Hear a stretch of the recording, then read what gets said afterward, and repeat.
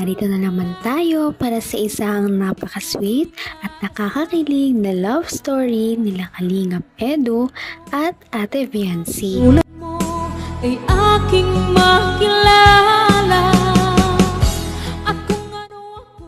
Para sa pagpapatuloy ng ating love story ay dinayo ni Kalingap Edu si Ate Viancy kahit na sobrang layo ng bahay nito sa kanya para lamang i-take out sa isang date.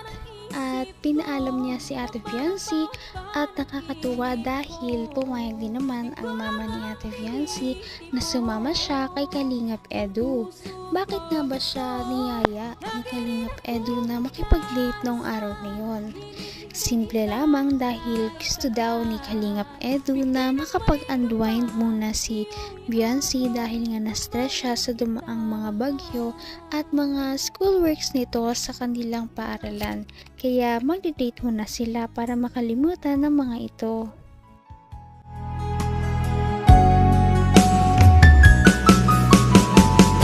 Ang nais ko lang. Marami ka pang dapat gawin. Ay, wala yun. Yun pag ano na yan.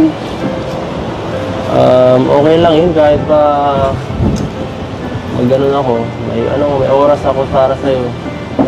Saka kung hindi naman talaga kaya, pwede ko namang itigil yung ginagawa ko eh. Alam mo yun. Isa pa.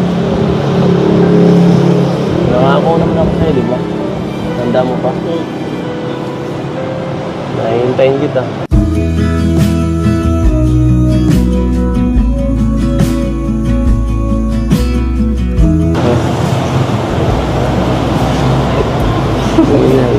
Tawa ka ng tao din. Kanina ka pa pinagtawanan mo ako. Seryoso ako ah. Seryoso din naman ako ah. Seryoso ba yan?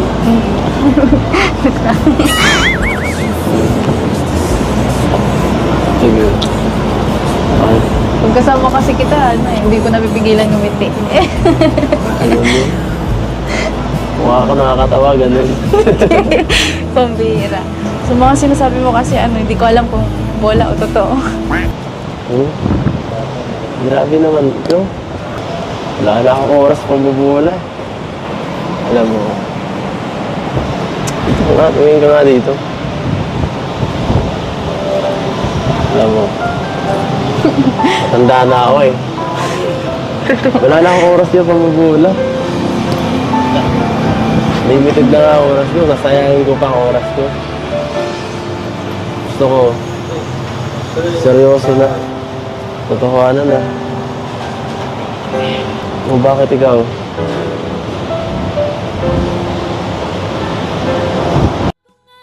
Dito natin mararamdaman kung gaano kasincere ang nararamdaman ni Kalingap Edu kay Ate Viancy dahil kahit na may trabaho ito at marami siyang mga beneficiaries na tinutulungan at binibisita ay syempre hindi niya nakakalimutan na bigyan ng oras si Ate Viancy at dahil dito ay kinilig ang dalaga.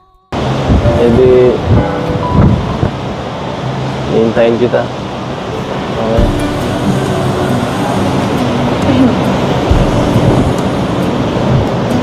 Sa'yo naman yun. Sige. Sabi mo eh. Pero... Sana naman. Bigyan mo ako kahit konting sign para... Mas tumibay naman yung loob ko. Kasi minsan... Nakakapanghina eh. Minsan hindi ko na iiwasan eh. Pigit ka. Pipigit? Pigit ka. Ba't ako pipigit? O pumigit ka na lang. Di ba sabi mo gusto mo ng sign? Pumikit ka. Basta, dahan-dahan lang. Baka biglang may gawin ka kung ano eh. Sige, ito na.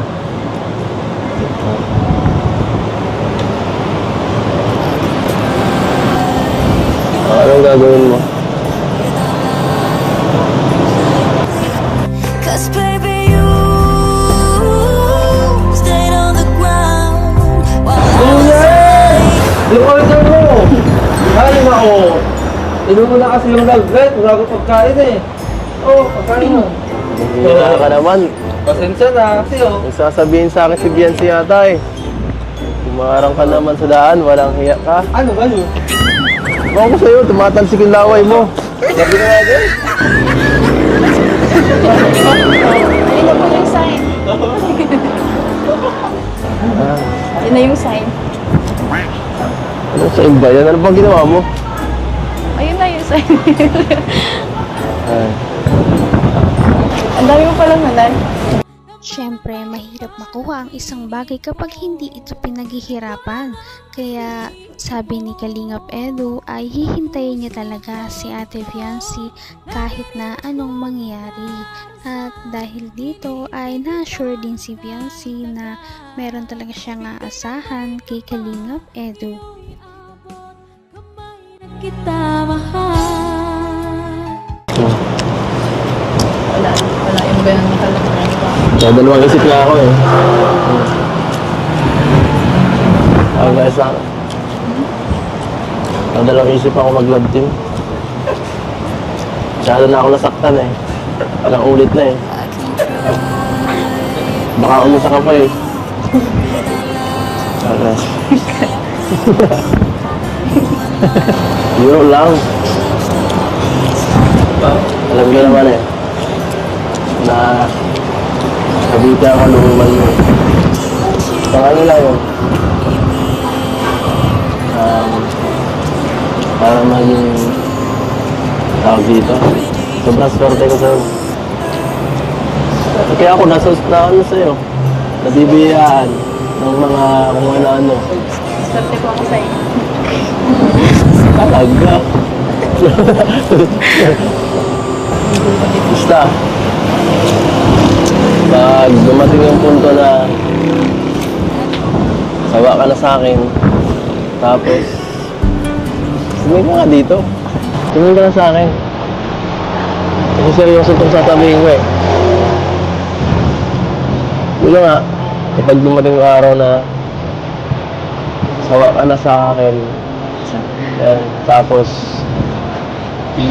hinahanap kang iba, ayaw ko na magpa-love team. Okay lang, matatanggap ko yun. Okay. Basta hanggat andyan ka pa, nagawin ko yung ano ko. Lahat ng effort, lahat ng kaya ko.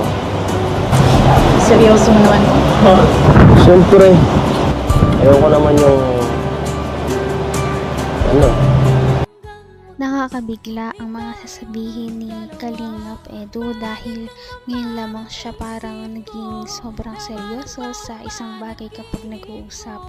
At ano kaya ang kanyang mga iba pang sasabihin? Dito kasi ay malalaman niya si Fiancy kung ano talaga kanyang tunay na nararamdaman. At ito na nga ang revelasyon na sasabihin ni Kalingap Edu. Abot kamay na kita. Para maging tawag dito. Sobrang swerte ko sa'yo.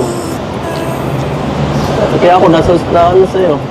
Nabibiyaan ng mga kung ano-ano. Swerte po ako sa'yo. Talaga. Basta. Pag dumating yung punto na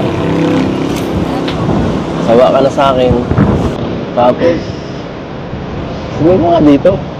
Tumingin ka na sa akin. Kasi seryoso itong sasabihin ko eh. Yun nga, kapag dumating yung araw na sawa ka na sa akin, yan, tapos hinahanap kang iba, ayaw ko na magpa-love team. Okay lang, matatanggap ko yun. Okay.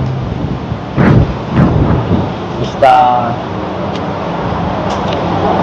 hanggat andyan ka pa, nagawin ko yung ano ko. Lahat ng effort, lahat ng kaya ko. Seryoso mo naman po. Siyempre, ayaw ko naman yung ano, maging, ano, parang mag-isip lang kung ano, tapos sayang oras, tapos, tsaka, mas okay yung, ano, yung sabihin niyo kung di ba? Kahit makasakit, okay lang, at least, isahan lang, at least, tapos na agad, di ba? Kaya, panghahanap ka ng ibang kalabting dyan sa Kalingap, oh. Yung si Arjun, huwag naman sana. Sabi ka lang kung gusto mong kapalitan. Kung naaawa ka Dito natin makikita kung gaano talaga kaseryoso si Kalingap Edu, dahil kahit na meron na ngang ibang magustuhan man si Ate Viancy sa future, ay talagang okay lang sa kanya basta masaya si Ate Viancy. Ngunit hindi naman natin alam kung mangyayari talaga yon, dahil napakalakas ng kanilang chemistry at mukhang gusto din naman siya ni Ate Viancy. Napakasweet talaga nila at napakabait ng tambalang ito, kaya maraming sumusuporta. Kaya naman, sana ipatuloy natin silang suportahan at mahalin si Viancy, si Kalingap Edu at ang Kalingap team. Yun lamang at maraming salamat sa panonood. Abangan natin kung magkakatuluyan ba talaga si Kalingap Edu at Viancy. Hanggang sa muli. Bye! Ngayon'y abot